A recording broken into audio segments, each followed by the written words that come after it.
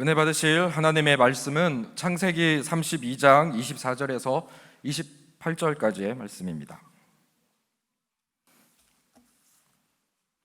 창세기 32장 24절에서 28절까지의 말씀입니다. 구약성경 50페이지에 있습니다.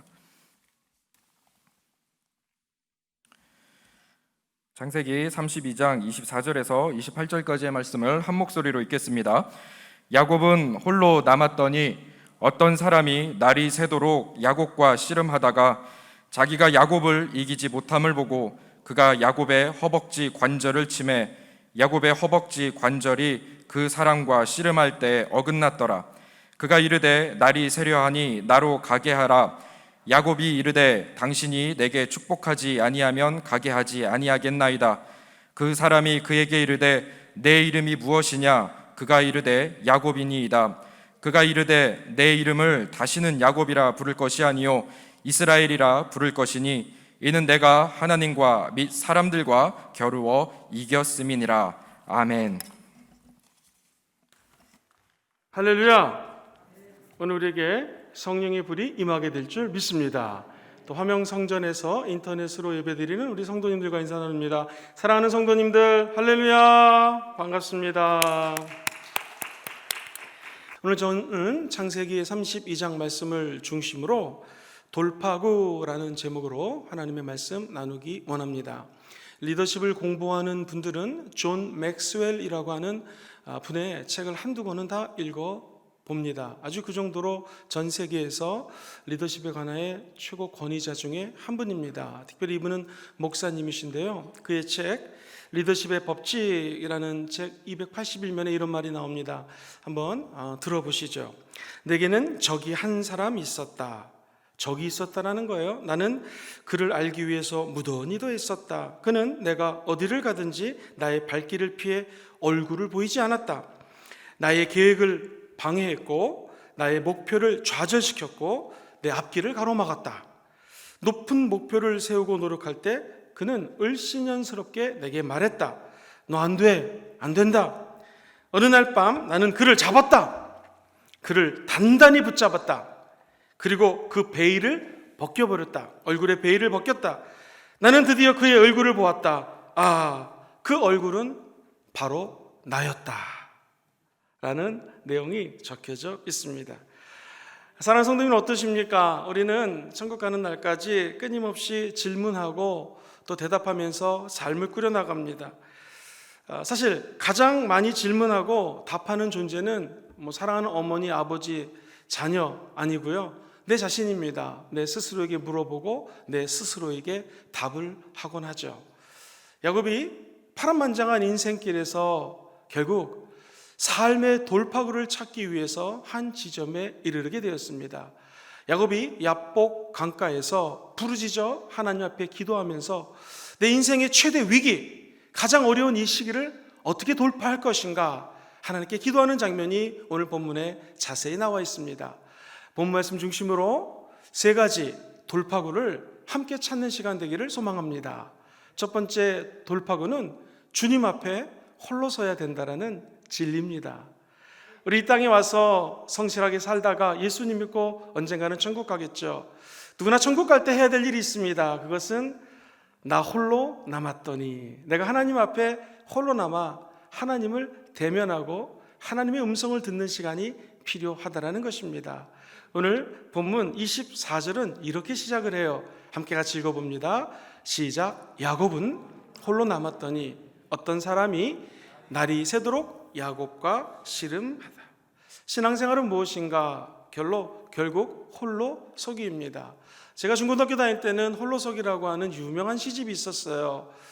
둘이 만나서 홀로 서는 것이 아니라 홀로선 둘이 만나는 것이다. 즉 결혼도 자기가 홀로 쓴 사람이 다른 홀로 쓴 사람과 함께 만날 때 아름다운 가정교회를 세울 수 있는 것이지, 어떤 사람을 의지해서 저 사람과 결혼하면 내가 둘이 만나 홀로 쓸 수 있겠다라고 한 사람을 의존하고 한 사람에게 머리를 기대다 보면은 결국 그 모임은, 만남은 오히려 와해될 수 있다라는 것입니다. 무엇보다도 해야 될 것이 있습니다. 오늘 이 밤에 하나님 앞에 홀로 서는 귀한 밤 되기를 주의 이름으로 축원드립니다. 숲에 가보시면 우리 옆에 금정산에 올라가면 얼마나 아름드리 펼쳐진 나무들이 아름다운지요. 그런데 가만히 보면 저 숲도 한 나무가 뿌리를 내리고 줄기를 세우고 가지를 치우고 한 나무가 온전히 홀로 서 있을 때에 저렇게 아름다운 산을, 숲을 이룰 수가 있는 것입니다. 우리도 마찬가지로 한 사람들이 하나님 앞에 홀로 서는 연습을 해야 된다는 것입니다. 어떤 사람은 홀로 설 때에 불안하게 생각하는 사람들이 있습니다. 사회생활을 하거나 다른 사람들하고 함께 있을 때는 괜찮은데 혼자 있을 때는 공허해질 때가 있습니다. 불안해질 때가 있습니다. 이것도 문제죠. 그러나 더 큰 문제는 사람들을 피해서 혼자만 있는 시간을 갖는 것, 이것도 문제가 될 수 있습니다. 오늘 이 에서를 피해서 두려워 떨고 있는 야곱을 보십시오. 고향인 브엘세바를 떠나 삼촌이 있는 라반이 있는 하란으로 떠납니다. 그리고 결국 자기가 아버지를 속이고 형을 속였던 것처럼 자기 외삼촌에게 속임을 당했습니다. 그러나 하나님의 은혜로 말미암아 아내가 4명, 아들이 12명, 딸이 1명, 엄청나게 부자가 되어서 20년 만에 드디어 형을 만나러 떠나갑니다. 그러나 형 에서가 자기를 속였다라는 걸 알고 이제 무려 400명의 군사를 이끌고 이 야곱을 죽이러 온다라는 것입니다. 그러니 야곱은 얼마나 떨리고 두려웠겠습니까? 엄청난 두려움과 불안한 앞에서 야곱이 취할 수 있는 것은 머리를 쓰는 것이었습니다. 뇌 작전으로 변경합니다. 에서에게 줄 엄청난 짐승들을 준비합니다. 3대로 나눠가지고 3번에 걸쳐서 에서를 위해서 뇌물을 준비합니다. 그러면 자기가 안전할 거라고 생각했습니다. 그래도 마음이 계속 두려운 거예요. 그때 야곱이 취한 행동은 바로 야곱이 홀로 남았더니, 즉 야곱은 한밤중에 일어나고요, 자기 2 아내와 식솔들을 깨워서 야복강을 먼저 건너가게 합니다. 왜냐하면 자기 생명이 중요하기 때문에. 또 어떤 학자는 야복강을 건너가지고 안전한 곳으로 자기 아내와 자녀들을 피신시켜 놓고 그가 하는 것은 무슨 일을 했는가? 홀로 남았더니. 고대 근동에서 이 리버사이드, 강가라고 하는 의미는 이런 의미가 있습니다. 내 인생을 새롭게 펼치다, 내 인생을 다시 한번 시작하다라는 의미로 문학적으로 해석될 때가 있었습니다. 아마 야곱은 자기 인생을 좀 새롭게 시작하고 싶었을 것입니다. 그리고 에서를 만나는데 삶의 문제 앞에 다시 한번 인생의 돌파구를 찾고 싶은 간절한 욕구가 있었을 것입니다. 이때 이 야곱이 취한 행동은 자기 인생 길 앞에서 홀로 남았더니. 신앙은 왜 홀로서기일까요? 그것은 우리가 70년, 강건하면 80년 살다가 우리는 다 천국에 가게 되어 있습니다. 그때 하나님을 만날 때는요, 김영건 목사님 같이 가주세요. 죄송합니다, 제가 함께 갈 수 없습니다.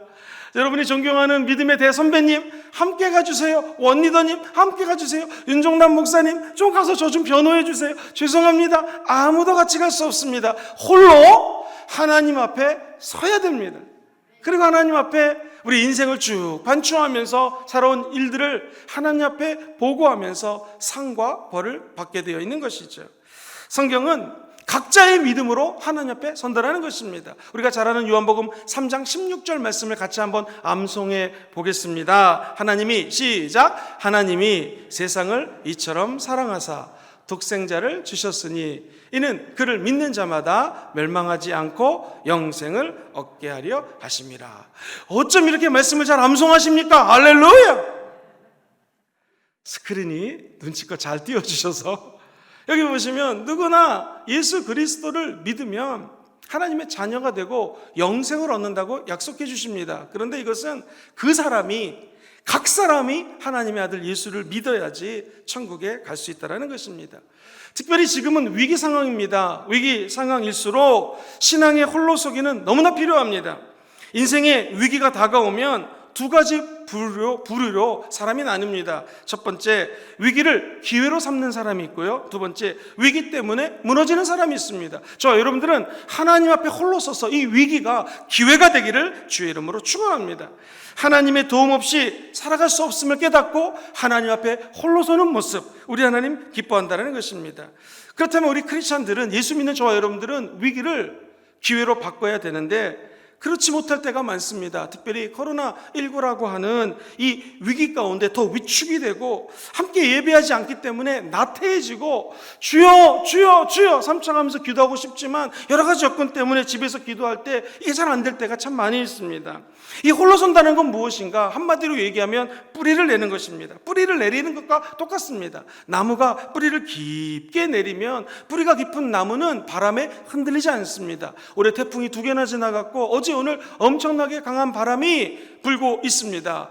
일본에 태풍이 지나가면서 우리 부산도 엄청나게 바람이 세게 불었는데 한번 보십시오. 뿌리가 깊이 내린 나무는 절대로 흔들리지 않습니다. 홀로 선다는 것은 하나님 앞에서 내 신앙의 뿌리를 길게 내리는 것입니다.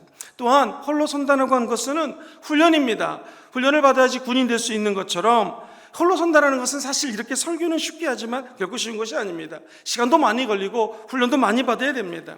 여러분, 하늘의 제왕이 누굽니까? 독수리입니다. 독수리가 하늘의 제왕이 될 수 있는 것은 철저한 훈련 때문입니다. 이제 새끼를 낳으면은 험한 바위 및 절벽에 둥지를 만듭니다. 그리고 1개, 2개 알을 낳아서 새끼를 깝니다.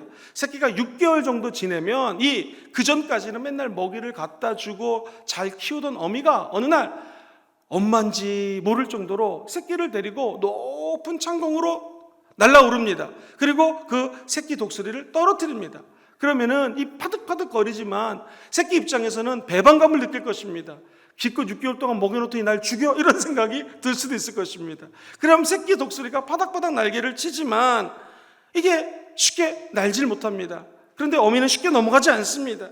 스스로 날 수 없다는 것을 알기 때문에 하늘의 제왕이 결코 쉽게 되는 것을 아니라는 것을 어미는 알고 있기 때문에 얘를 떨어뜨리고 난 다음에는요, 죽기 일보 직전에 어미가 다시 새끼를 낚아챕니다. 그리고 또 높은 창공으로 올라가서 또 새끼를 떨어뜨립니다. 어느 날 자기가 있는 이 새끼 울타리가 전부인 줄 알았던 이 새끼는 자기가 푸른 창공을 날 수 있는 독수리가 된다는 사실 앞에 자기 자신도 놀란다는 것이죠. 이 훈련이 없으면 이 독수리 새끼는 평생 그 둥지에서 살다가 죽을 것입니다. 그러나 어미 독수리 때문에 날개짓을 통하여 푸른 창공을 날 수 있다는 정말 하늘의 제왕이 될 수 있다는 것을 훈련을 통해 알게 된다는 것입니다.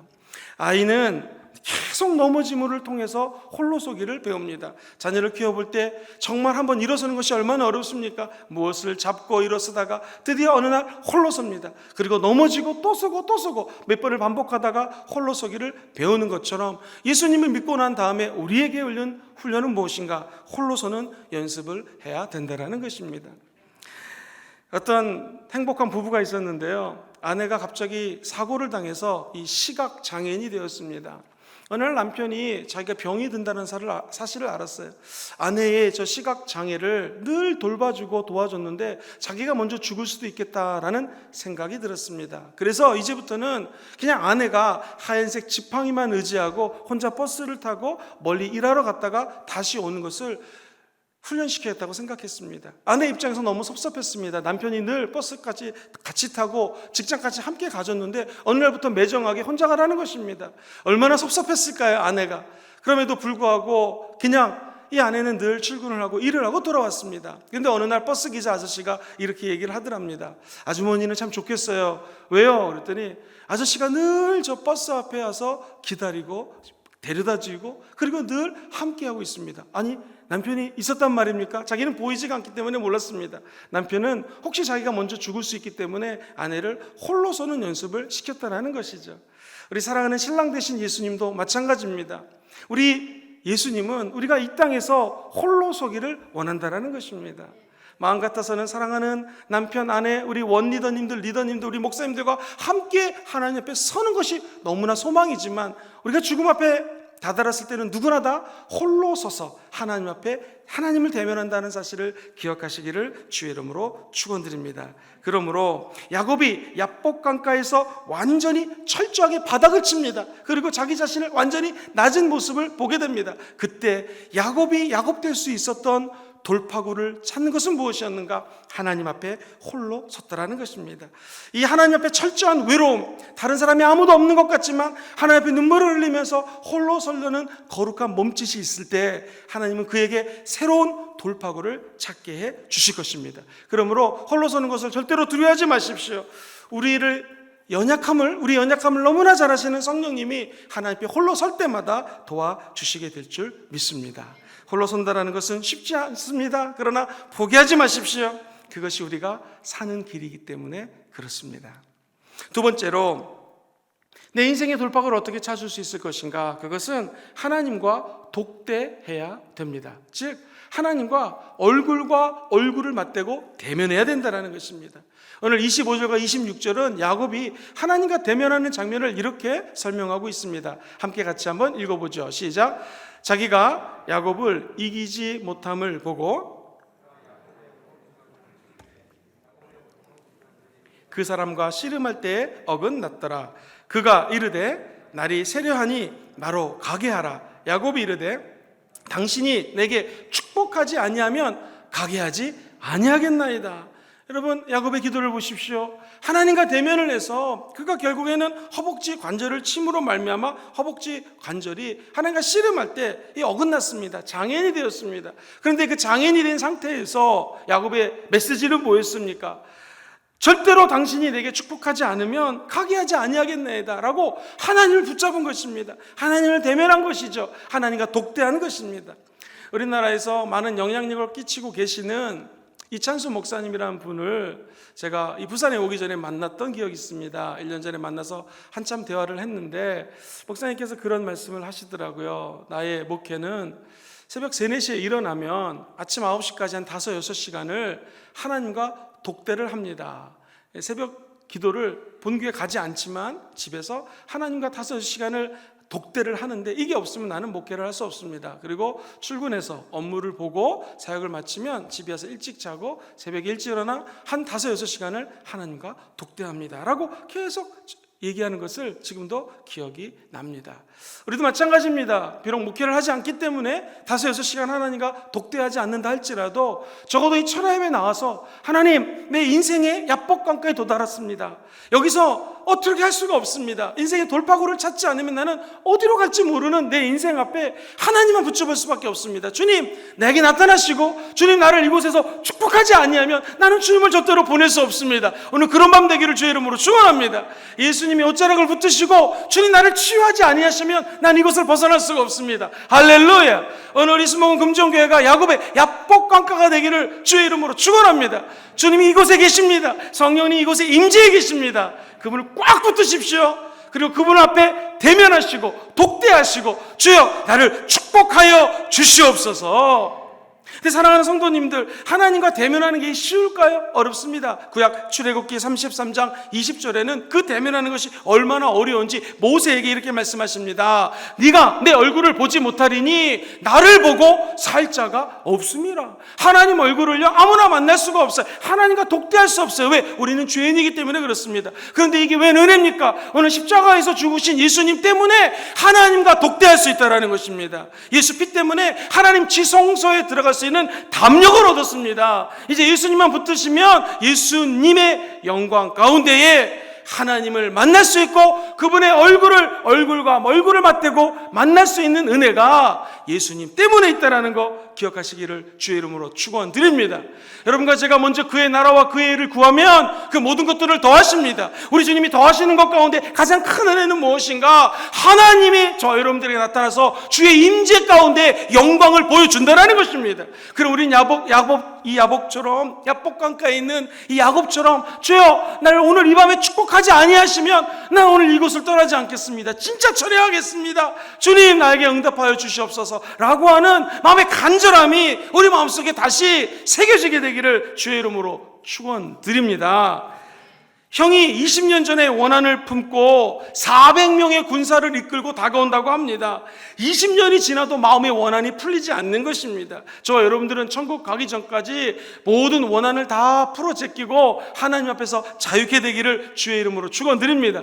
도무지 이 야곱은 하나님 앞에 설 용기도 없었지만 자기 형 에서를 대면할, 직면할 용기가 없었습니다.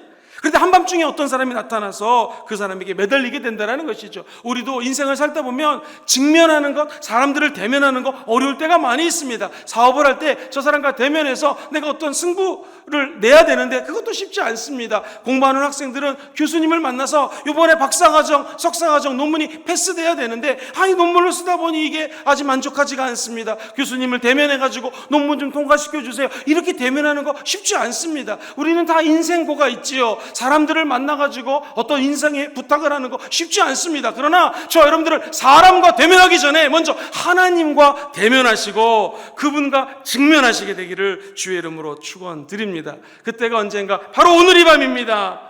언제 주님을 만나야 되는가? 오늘 이 금요철에 나오셔서 주님을 만나셔야 됩니다. 주 앞에서는 내 열등감을 다 드러낼 수가 있습니다. 주 앞에서는 내 비밀들을 다 앓을 수가 있습니다. 주 앞에서는 남들에게 못할 말을 할 수가 있습니다. 우리 예수님 앞에서는 어떠한 죄도 다 얘기할 수 있어요. 왜 그럴까요? 그분이 죽기까지 저와 여러분들을 사랑해 주셨기 때문에 그랬습니다.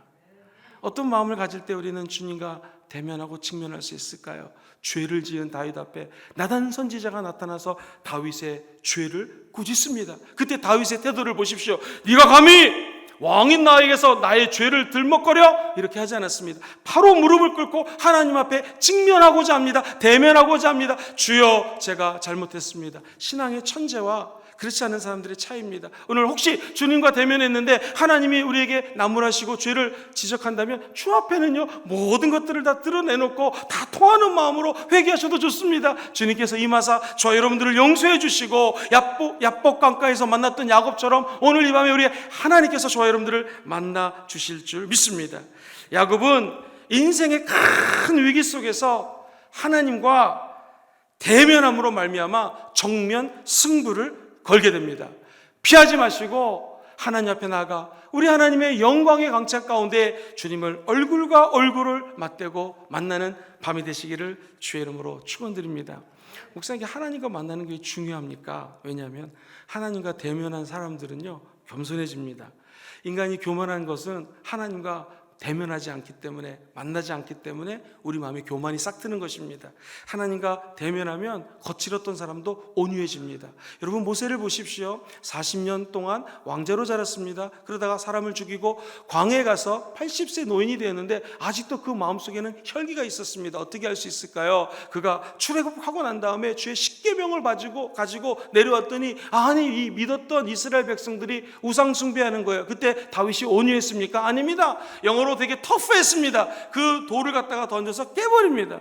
그러나 그도 나머지 인생의 80세부터 120세까지 험난한 인생의 광야에서 이스라엘 백성들과 함께 적과 꿀이 흐르는 가나안 땅까지 진군하면서 그가 하도 많이 주님의 얼굴을 대면하고 독대하고 만나다 보니 그는 어느덧 겸손한 사람이 되었습니다. 그래서 성경은 이 세상에서 모세처럼 하나님 앞에 겸손한 사람이 없다고 표현하는 것입니다. 여러분 소위 말해서 성과를 부리는 것, 이 세상에 성과가 없는 사람이 어디 있겠습니까? 화내는 것, 이렇게 화 안 내는 사람이 어디 있겠습니까? 우리는 다 부족하고 연약하기 때문에 화도 나고 그렇습니다. 그런데 하나님 앞에 하나님의 영광을 대면하고 직면한 사람들은 점점 세상 사람들에게는 성깔이 죽어진다는 것입니다. 화도 덜 내고 주님을 닮아가는 겸손한 사람이 된다는 것입니다. 수고하고 무거운 짐진 자들아 다 내게로 오라. 내가 너희를 쉬게 하리라. 나는 마음이 온유하고 겸손하니 나에 가서 다 배우라고 주님은 말씀하십니다. 영원한 겸손의 왕이 되신 예수 앞에 예수 그리스도의 영광 가운데 성령을 통하여 예수님의 임재를 체험하는 저 여러분들은 점점 겸손해지게 될 줄 믿습니다. 이게 하나님을 만난 자하고 만나지 않은 자와 차이라는 것입니다. 여기 계신 모든 분들이 어떠한 죄인이라 할지라도 하나님을 만나면 변화된다는 것을 확신하십시오. 막가파로 사형수가 된 최종수라고 하는 사람의 간증을 들은 적이 있습니다. 1996년 말에 잔인하게 사람을 살해했던 그입니다. 그러나 예수 믿으라는 말에 감옥에서 절대 믿지 않았습니다. 목사님들이 가서 전도해요. 권사님들이, 장로님들이 아무리 와도 예수를 믿지 않았습니다. 그런데 어느 날 사형 판결을 받습니다. 이제 죽을 날이 하루 이틀 사흘 다가오니 옆에 있던 사람들이 같이 예배 드리러 가자 해가지고 한두 번 예배를 드렸는데 어느 날 주님을 대면하게 됩니다. 주님을 만났습니다. 맞았어요. 그리고 그가 주 앞에 회개를 하고 그 살인마가 회개를 하자 주님이 주시는 평강을 체험하고 인생의 복음을 증거하는 자로 변화됐다라는 간증을 들은 적이 있습니다. 사형을 한 사람도, 그렇게 잔인한 사람도 주님과 대면하면 새 사람이 되는 것입니다. 오늘 이 밤에 저 여러분들이 하나님의 영광을 만나고 예수 그리스도와 대면하는 귀한 밤 되시기를 주의 이름으로 축원드립니다. 하나님이 가인에게 말씀하십니다. 네 동생 아벨이 어디 있느냐? 너 나와서 나하고 좀 진실한 대화를 하자. 이 질문이십니다. 수가성 여인을 예수님이 만납니다. 너 남편이 5시 있지? 네 남편이 어디 있냐? 질문하시죠. 이 말은 뭡니까? 너 나와 대면하자. 내가 너의 과거를 다 알고 있다. 너의 지금 어려운 시기에 네가 돌파구를 찾고 있는 것을 내가 알고 있다. 사실 난 여기서 12시부터 와서 오후에 더운데 너를 기다리고 있었다. 네 남편이 어디 있니? 너 남편이 5 바뀐 거 알고 있으니 나를 만났으니 나랑 만나고 나를 좀 대면하고 나랑 직면하자 하는 질문입니다. 간음 현장에서 붙잡힌 여인, 유대인들을 향하여 예수님은 돌이 없는 자가 먼저, 죄송합니다, 돌이 없는 게 아닙니다, 죄가 없는 자가 먼저 돌을 가지고 쳐라. 무슨 의미입니까? 너희들 다 죄 있는 걸 알고 있다. 한 사람 한 사람들이 남이 죄 가지고 돌 던지지 말고 너부터 나와 함께 대면하자라는 예수님의 메시지인 것입니다. 내 깊은 곳과 대면하지 못하는 것, 내 안에 계신 깊이 계신 성령님과 대면하지 못하게 하는 어둠의 영이 있다면 예수의 이름으로 쫓아내는 밤 되기를 주의 이름으로 축원드립니다. 베드로가 예수님을 3번 부인해요. 마음속에 거절의 상처, 또 예수님을 배반했다고 하는 어려움이 있었겠죠. 그때 우리 예수님 나타나서 이렇게 물어봅니다. 요한의 아들 시몬아, 내가 나를 사랑하느냐? 이 무슨 질문입니까? 예수님의 질문의 공통점은 질문을 던지고 끝나는 것이 아니라 내가 너에게 찾아왔으니 너 나와 대면하자. 너 나를 만나자. 내가 너에게 하고 싶은 말이 있다라는 것입니다. 피하지 마시고 오늘 이 밤에 주님이 임재하십니다. 주님과 만나는 밤 되시기를 주의 이름으로 축원드립니다. 하나님과 대면하는 사람은 참된 인생을 살 수밖에 없습니다. 왜? 하나님은 참된 분이기 때문에 그렇습니다. 인생의 돌파구 사람에게 찾을 수 없습니다. 하나님을 만나면 우리 삶의 돌파구가 찾아지게 될 것입니다. 오늘 이 밤에 성령의 불을 통하여 하나님을 만나는 밤 되기를 주님의 이름으로 축원드립니다. 마지막 3번째, 인생이 삶의 어려움 가운데 어떻게 돌파구를 찾을 수 있었을까요? 그것은 하나님의 은혜로 자기의 자화상을 바꾸게 됩니다. 27절부터 우리 본문 말씀 같이 한번 읽어보도록 하겠습니다. 시작. 그 사람이 그에게 이르되, 그가 이르되 내 이름을 다시는 야곱이라 부를 것이 아니요 이스라엘이라 부를 것이니 이는 네가 하나님과 및 사람들과 겨루어 이겼느니라. 여러분, 당신이 축복하지 않으면 나는 가지 않겠습니다. 하나님 보낼 수 없습니다. 이렇게 얘기를 하자 그 하나님을 상징하는, 예수님을 상징하는 천사가 이렇게 얘기를 합니다. 네 이름이 무엇이냐? 제 이름은 야곱입니다. 야곱은 사랑하는 성도님들 아시는 것처럼 사기꾼이라는 뜻입니다. 나는 사기꾼입니다. 그런데 우리 주님은 사기꾼 같은 야곱을 자화상을 바꿔줍니다. 그리고 너의 이름은 더 이상 야곱이 아니라 이스라엘이니라 라고 축복을 해주십니다. 그리고 분이엘에 드디어 해가 떠오릅니다. 야곱은 전혀 다른 삶을 살기 시작합니다. 왜 그럴까요? 천사가 자기의 자화상을 바꿔줬기 때문에 그렇습니다. 오늘날도 저 여러분들을 돌보는 천사들이 있습니다. 우리의 뭉그러진 이 자화상, 코로나19 때문에 더욱더 힘들어진 한국교회 자화상 누가 회복해 줄 수 있겠습니까? 오직 하나님을 만나면 은혜로 말미암아 우리의 일그러졌던 자화상들이 회복되는 은혜가 임하게 될 것입니다. 너는 더 이상 죄인이 아니다. 너는 더 이상 어두움에 속한 자가 아니다. 내가 너와 함께 할 것이고 너의 이름이 이스라엘로 바뀔 것이다. 드디어 야곱은 새 이름을 가지고 살아갈 수가 있게 되었습니다. 이스라엘이라는 이름, 속이는 자, 사기꾼에서 하나님과 대면해서 이겼다라는 이름으로 바뀌게 됩니다. 그리고 여러분, 어느 나라, 어느 국가의 이름이 한 개인의 이름 가지고 국가의 이름을 부르는 나라가 어디 있습니까? 이스라엘이라고 하는 나라는 바로 이 야곱의 바뀐 이름을 통해서 한 나라의 국가 이름이 되었다는 것이죠. 얼마나 큰 축복입니까? 야곱이 눈을 들어봅니다. 그리고 형 에서가 드디어 나타납니다. 자기는 400명이 자기를 죽일 줄 알았는데 이게 웬일입니까? 이 환도뼈가 허리에서 무릎 사이에 있는 이 힘줄이 끊어졌기 때문에 그는 이제 쩔뚝쩔뚝 거리면서 형을 만납니다. 에서 눈에는 그가 쩔뚝쩔뚝 거리면서 나오는데 그가 갖고 있던 분노와 짜증과 그 화가 나는 것이 갑자기 식어집니다. 내 동생이 저렇게 고생을 하다가 장애인이 돼서 오는구나. 그리고 원래는 자기 동생을 죽이려고 데려갔던 400명의 군사들이 오히려 야곱의 호위병이 되어서 함께 하나님의 약속의 땅으로 걸어가게 됩니다. 어떠한 어려움이 있고 관계가 절단이 되어 있고 힘들다 할지라도 하나님은 오늘 이 밤에 저 여러분들의 자화상을 바꿔주시길 원합니다. 천군과 천사가 저 여러분들을 도와주실 것입니다. 그가 분이엘을 지날 때에 해가 돋았고, 저 여러분들이 오늘 이 철야 예배를 지나고 나면 영적인 찬란한 해가 떠오르게 되기를 주의 이름으로 축원드립니다. 사도 바울이 이렇게 얘기를 해요. 갈라디아서 6장 17절을 보면 야곱이 쩔뚝쩔뚝 저는 모습 우리는 안타깝지 않습니까? 그러나 그 야곱의 인생에는 삶의 흔적이 나타난 것입니다. 사도 바울의 얘기를 한번 들어보십시오. 같이 읽어보겠습니다. 시작. 이후로는 누구든지 나를 괴롭게 하지 말라. 내가 내 몸에 예수의 흔적을 지니고 있다.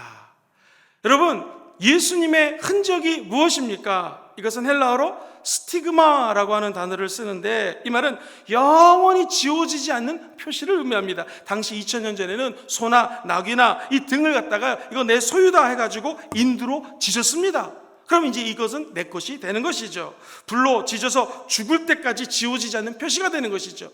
사도 바울의 고백은 나는 예수 그리스도의 흔적을 가졌다. 눈에 보이지 않지만 예수님이 나를 마크하셨다, 찍으셨다라는 것입니다. 당시 고대 근동에서는 노예들에게는요 귀를 뚫었습니다. 귀에 구멍을 뚫어서 이마에다가 때로는 이름을 새길 때도 있었습니다. 또는 등에다가 이것은 내 종이다라고 인두로 지질 때가 있었습니다. 뭘 의미합니까? 이것은 내 소유다라는 것이죠. 사도 바울은 예수 그리스도 앞에 나는 예수의 종입니다. 그리고 이제는 누구도 나를 괴롭게 하지 말아라. 왜? 내 몸에는 예수의 스티그마, 흔적이 있다라는 것입니다. 이 흔적은 언제까지? 천국까지 갈 때까지 나를 지켜준다라는 것입니다. 여러분과 저에게도 마찬가지입니다. 성령으로 인치셨다. 무엇을 의미합니까? 너는 내 거다. 내가 너를 지명하여 불러나니 너는 내 것이라. 어디에 가서 무엇을 하든 불 가운데 다니든 물 가운데 다니든 내가 너를 지명했고 너는 내 것이다 라는 스티그마, 하나님의 흔적이라는 것입니다.